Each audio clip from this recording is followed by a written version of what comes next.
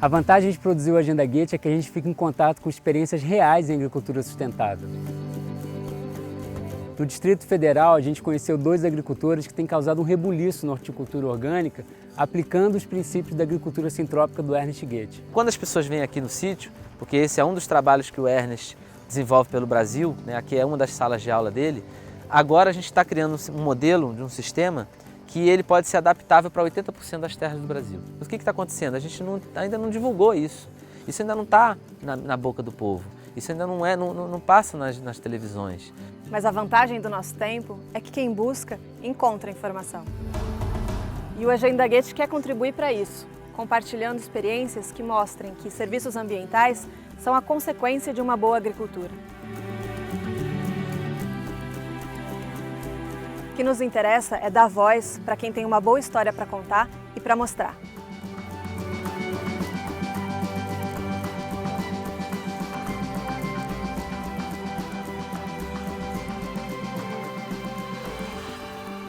A cada 5 metros são faixas de fruta e madeira. E no meio, entre essas linhas de fruta e madeira, a gente tem 3 linhas de horta. Ou seja, hortas entre os canteiros de agrofloresta. O foco do nosso trabalho aqui é recuperação de solo com produção de hortaliça e futuramente fruta, né? Então a gente tem que procurar um sistema para restaurar os ambientes que funcione e que produza e que retorne. Porque sustentabilidade tem que ser econômico, social e ambiental. Esse é o meu sonho. Vamos plantar floresta e vamos manejar a floresta, mostrando que o caminho para a floresta produz alimento e a floresta produz alimento.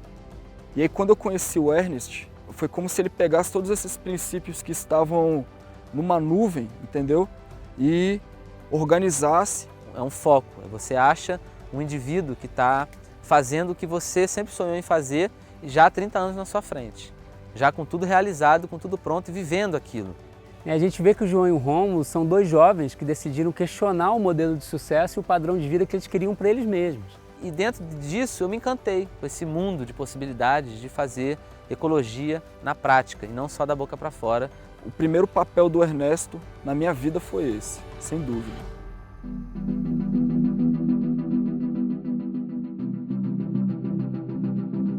Hoje, quando a gente olha o sítio deles, parece um pequeno oásis no meio de uma região que já foi muito degradada por práticas de agromineração, pelo fogo. Se você filmar ali, você vai ver qual era a situação anterior a esse sistema. Era um capim andropógon num sistema de acumulação inicial. Nos primeiros plantios, quando a gente pega a terra do zero, que as terras aqui são 10, 15 anos abandonadas e não cresce nada, né? Só o capim que fica dominando, a vegetação não consegue mais vir porque o sistema já não permite isso, de tanta degradação. Então, no início, a gente faz uma adubação semelhante à adubação da agricultura orgânica de alta escala. E aí, na sequência, quando a gente vai refazer as hortas, eu já começo, cada vez que eu faço uma horta nova, a gente já coloca bem menos. Pó de rocha já não entra nunca mais, que é a correção do solo e a mineração, remineração, a gente só coloca uma vez. No momento que eu colher aqui, o solo vai estar melhor do que ele estava antes. Então esse é o nosso grande diferencial, que aí com 2 anos, 3 anos, a gente já começa a ver a diferença de que não precisa mais repetir aquela adubação pesada. A água, cada vez eu uso menos, porque o solo está acumulando água. O tratorzinho, na hora que ele vai passar para fazer o canteiro de novo, ele não precisa mais fazer tanta força, porque a terra está tão fofa que é só ele passar com a marcha leve que ele já... Então você gasta menos o tratorzinho, porque a terra não está compactada, porque a chuva não compacta a terra e a seca não deixa a terra seca, né? Então tudo, cada vez que a gente vai trabalhar, a gente está otimizando. Aquele capim de terra ácida, ele não entra aqui mais. Você pode plantar ele aqui que ele não vai mais. E é a isso que o Ernest se refere quando ele fala em agricultura de processos e não agricultura de insumos. Não tem nada de dogmático. No caso deles, houve uma adubação inicial para dar viabilidade econômica para o sistema desde a implantação, mas a diferença é que trabalhando desse jeito, em favor dos processos de vida, o cenário vai mudando, o ambiente vai melhorando progressivamente. Então o que a gente vê aqui é o exemplo de uma ação antrópica que tem um resultado mais benéfico para o ecossistema do que se o homem não estivesse ali presente. A gente já está aqui com 2 anos e meio. Esse sistema ele já tem a própria matéria orgânica dele só com as podas daqui. Eu já não preciso mais trazer matéria orgânica de fora, se eu não quiser. Não é uma perda de energia. Quando eu uso adubo aqui, eu não estou jogando fora. É o contrário da agricultura convencional, seja orgânica ou não. Quando a gente aduba aqui, a gente pega 1 e transforma em 500.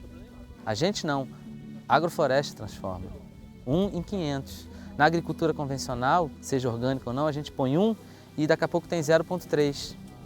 E daqui a pouco tem que botar 2, não mais 1. Né? Porque a gente não está trabalhando com a vida, com os processos da vida. Então aqui a gente usa o mecanismo floresta, que é o motor que gira e faz o planeta respirar e viver na agrofloresta.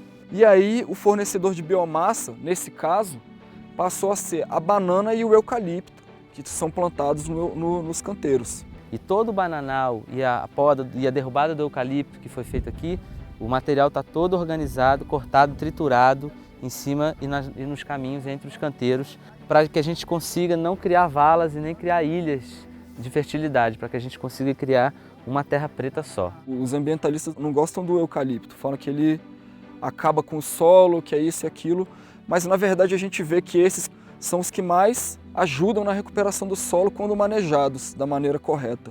Com as podas, o sistema é uma bomba, ele não para de produzir fotossíntese e isso faz com que o ambiente fique evaporando água o dia inteiro. Então a gente tem uma diferença de brutal na época da seca de 20 a 30% de umidade no ar dentro do plantio e fora do plantio. Ele maneja essas bananeiras, por uma parte ele maneja daquela forma para poder colher fruto e por outro lado ele maneja para ter verduras, então poda elas periodicamente. Você quer verduras, planta bananeira, aí você tem verduras. E você quer verduras, planta eucalipto nesse contexto para ter verduras. Você vê a poda, seja foi podado, resultado dessa poda são esses mandioca, é o batata doce, é o milho, é comida. E no outro lado é couve, é inhame, é comida. O eucalipto dando comida e não secando o solo.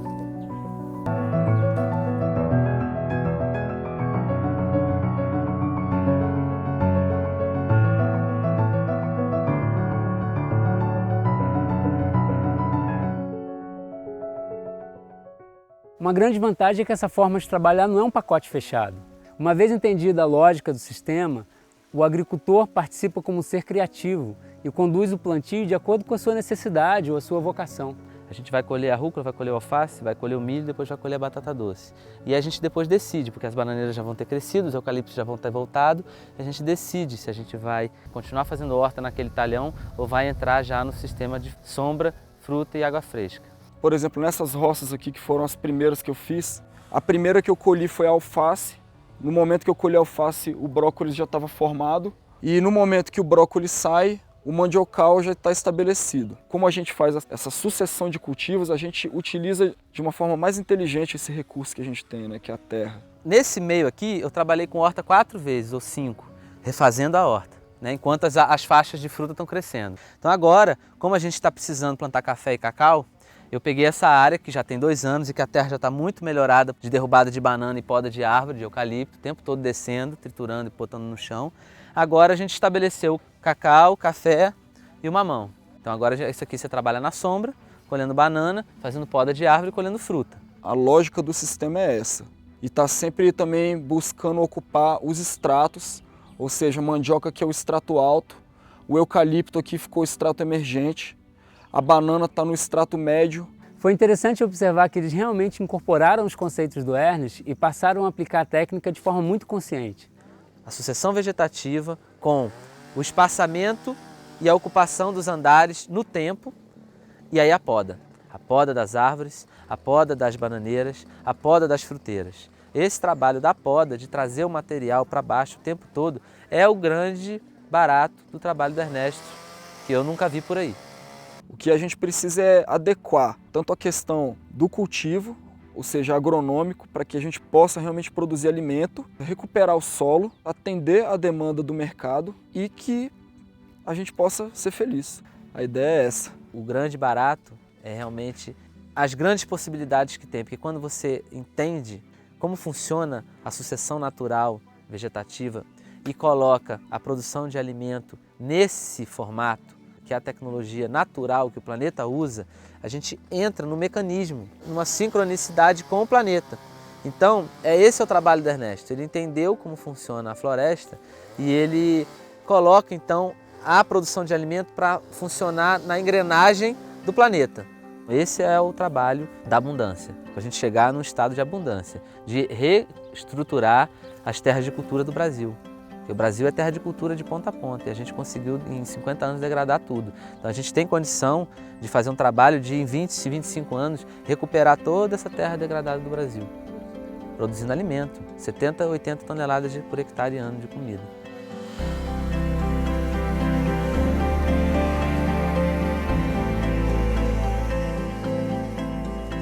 Os resultados têm dado legitimidade para esse sistema, né? E naturalmente atraiu o interesse das instituições de pesquisa e de extensão rural. Como é que a gente traz de volta a árvore para a propriedade rural? Porque o produtor tem um pouco de... Sabe, ele como demora muito para ele ganhar dinheiro, então a árvore para ele é um problema, não é uma solução. Tecnicamente, nós sabemos o quanto a proposta da agrofloresta ela cabe, né, numa pequena propriedade, numa média, até grande propriedade. Mas do ponto de vista econômico, como que isso funciona? Porque muita gente, muitos técnicos e agricultores perguntam isso para nós, né? Se a gente entra num sistema de produção de grão e de verdura, que é o que o Brasil produz hoje em larga escala, trabalhando com a agrofloresta junto, a gente consegue, com a produção de verdura e grão, estabelecer as fruteiras de graça, que é o que está acontecendo aqui. Isso aqui está de graça. Esse café, esse mamão, esse cacau já se pagou. Essa laranja nem produziu ainda, já se pagou. Porque a verdura que foi colhida aqui já pagou as mudas deles. Já pagou o adubo, já pagou a matéria orgânica, já pagou a mão de obra. Para desmitificar aquela coisa que a agrofloresta demora muito, né? E que, então tem que esperar a fruta, são 5, 6 anos para começar a ganhar dinheiro. Aqui não.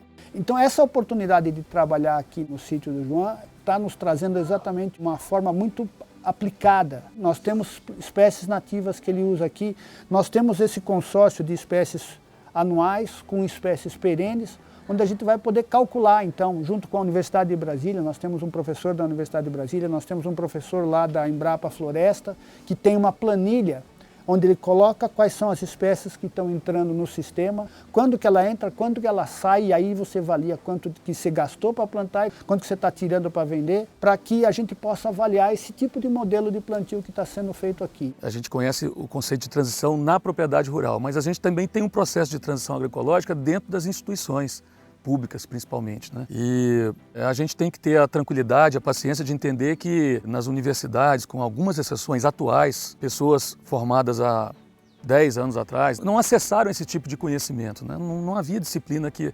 abordasse sistemas agroflorestais nessa proposta de sistemas agroflorestais biodiversos. Quando você fala de um sistema desse que usa 30 espécies, uma entrando em um determinado momento, outra saindo, isso dificulta muito essa análise, mas não torna impossível. O diálogo desses saberes técnico e do produtor ainda está muito longe, eles estão falando cada um no seu canto ainda.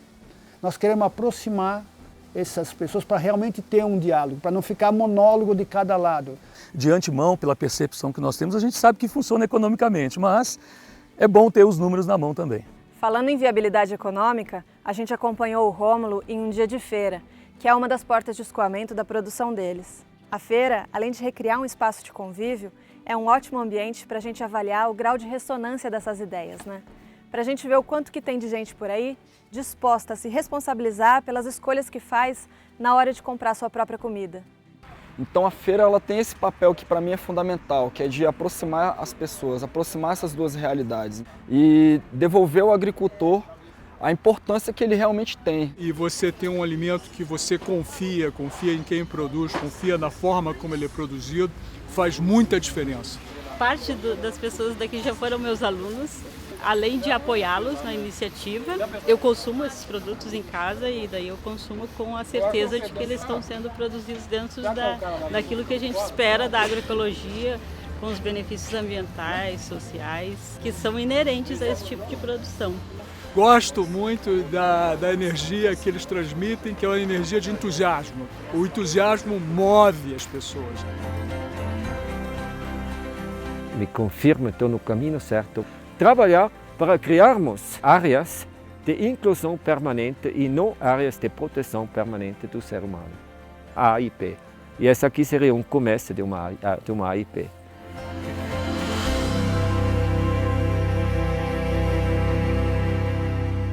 O Ernest, ele não é só uma utopia. A gente deve ser assim. Não, ele é assim. no dia a dia dele, desde a hora que ele acorda até a hora que ele vai dormir. Então a vida dele é produzir mais energia do que consome, né? Fazer floresta o tempo todo, né? E floresta de comida. São as florestas mais bonitas que eu já vi e eu acredito que não tem outra mais bonita que aquela no mundo, né? Se tiver, me fala onde é que eu quero ir lá ver.